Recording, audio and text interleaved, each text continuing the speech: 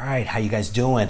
Reggie here, and I wanted to record a short video in response to some news that I've seen recently about the deal that Rob Liefeld struck with Netflix.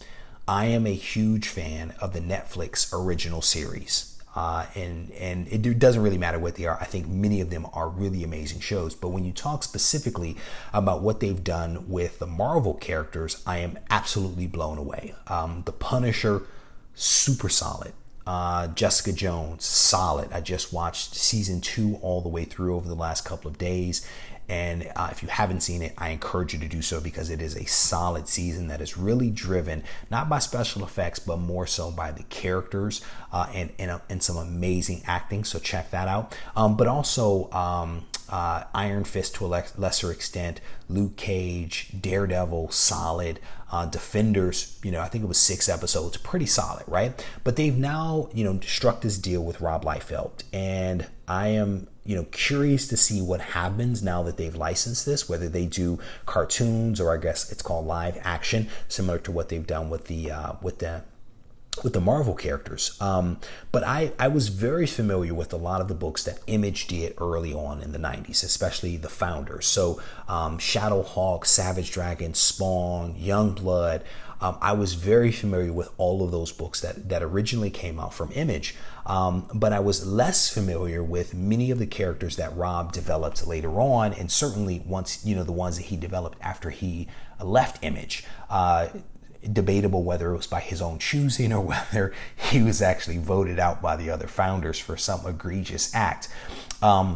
But I was less familiar with many of those characters. And, as I was reading the news reports and things like that about the deal, it's like, I don't know who that character is. So what I decided to do was to go out and actually pick up some of these books to have them on hand in the event that something wonderful happens, right? I would hate to be in a situation where I could have purchased a book for $1 that is now worth $100, and now I want the book and I have to pay a lot more money for it than I otherwise would have. So I decided to take a chance, spend a couple of bucks, and pick up some books. So I of course picked up a couple of copies of Youngbloodz, and I don't have those here with me, but I picked up, I think it was like 1 through 4. I think I had 2 sets of that in addition to all the ones that I had on hand. I picked up a copy of Brigade. This is some early Rob Liefeld work.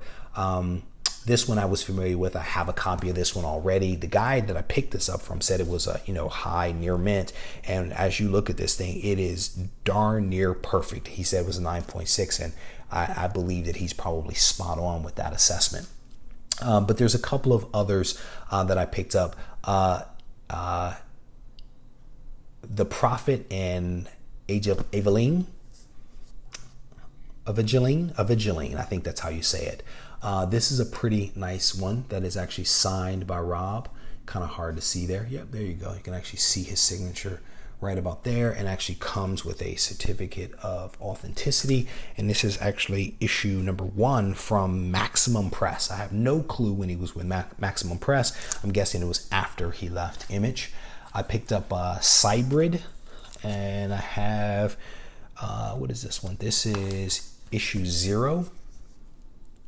Looks a little like Lady Deathstrike to me, but hey, whatever. So I picked up 0, and it's a pretty solid copy of that. I also have the number 1. Very interesting artwork there. And then I picked up a series from a guy on eBay. Probably should have read the description and looked at the photos a little bit carefully, but hey, what are you going to do? So it's called Bloodstrike, and it's number 1. And you can see there are some serious color breaks here. This one has not stood the test of time at all. I may have to pick up another copy of that. But, really, as you look at this, that looks like Cable. That looks like Wolverine. So, but that's the number 1. I have the number 2. Looks a lot like Cable, a lot like Wolverine. Very interesting. Number 3. Some pretty interesting covers, right? Number 4.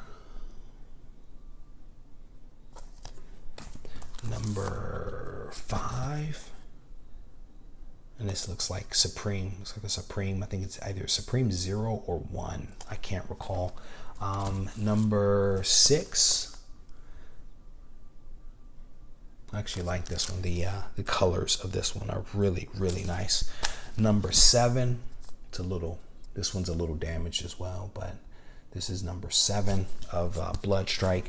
And then I have Rejects. I think this is the number 1.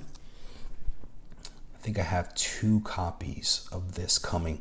The second one, I can't recall, but there was something special about it, a little bit different from this one. So just a couple of books that I picked up, all of them Rob Liefeld books, all of them within Rob's universe that he is now licensed out to Netflix. I'm curious what you guys think. You know, are you guys doing something similar? Are you thinking about picking these books up? Have you picked them up? What do you think Netflix is going to do with them? Do you think it'll be more of a cartoon, or do you think it'll be more of a live action? I'm curious what your thoughts are. Be sure to leave them below. Let's have a little discussion and let me know whether you think I'm, whether this was a bad move, right? I mean, I probably spent all of, I don't know, $20, $30 on this stuff, but let me know what your thoughts are down below. And thank you as always for watching. I believe that we are almost up to 50 new subscribers. And I say new because all of the old subscribers to this channel were primarily here for fitness, but roughly 50 of you have now joined since I've started talking about comic books. So welcome to each and every one of you. I appreciate all of your subscriptions. I appreciate your likes as well as your comments. I am about to go train some back, so wish me luck with that. Take care.